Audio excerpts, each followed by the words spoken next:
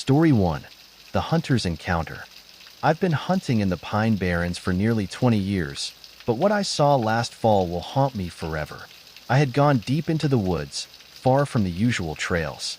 The sun was setting, and the air was cool with the crisp bite of autumn. My rifle hung heavy on my shoulder as I tracked a buck I had been chasing for hours.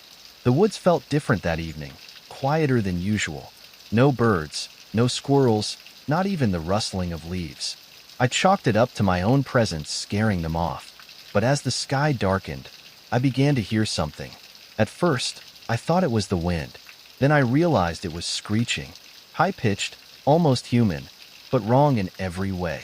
My blood ran cold, and I froze in place. The sound came closer, and that's when I saw it. It was perched on a low branch about 20 yards away, illuminated by the faint glow of my flashlight. It had the body of a goat, thin and gaunt, with leathery wings that stretched unnaturally wide. Its head looked like a horse's skull, long and grotesque, with burning red eyes that pierced through the darkness. The thing tilted its head, studying me. Then, it let out a shriek so loud I dropped my flashlight. In a panic, I fumbled for my rifle, but the creature leapt off the branch with an unnatural grace. I could feel its wings beating the air as it soared over me. I didn't shoot. I couldn't. I ran as fast as my legs could carry me.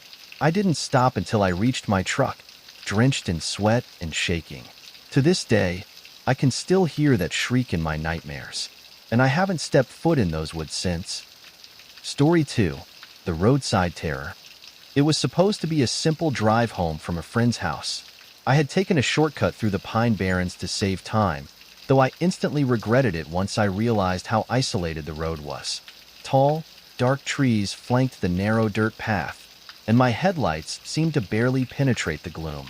The air felt heavy, almost oppressive, and the further I drove, the more I felt like I was being watched. I chalked it up to my overactive imagination and turned up the radio to drown out my unease.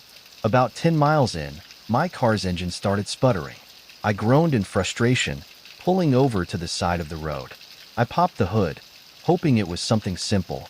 That's when I heard it, a faint rustling in the trees. At first, I thought it might be a deer, but the sound was deliberate, calculated. I turned toward the noise, shining my phone's flashlight into the woods. Nothing. Hello? I called out, my voice trembling. A low growl answered me, followed by the crack of a branch snapping. My heart pounded as I backed toward the car. That's when I saw it emerge from the shadows. It was enormous, at least 7 feet tall, with a grotesque, emaciated body covered in patches of matted fur. Its face was elongated, like a twisted horse's skull, with glowing red eyes that seemed to burn into my soul. Bat-like wings unfolded from its back, stretching wider than my car. It let out a guttural snarl and took a step toward me. My instincts kicked in, and I dove into the car, slamming the door shut. I turned the key, praying the engine would start. The creature leapt onto the hood, its claws scraping against the metal. I screamed, flooring the gas pedal as the engine roared to life. The creature flew off, but I didn't stop driving until I was miles away. To this day, my car bears the scars of that encounter, deep gouges in the hood. But no one believes me when I tell them what caused them. Story 3. The Farmhouse Nightmare. My family moved to a small farmhouse on the edge of the Pine Barrens when I was 13. My parents loved the peace and quiet, but I hated it. The isolation made me uneasy, and there was something about those woods that didn't feel right. One night, I woke to the sound of scratching at my bedroom window.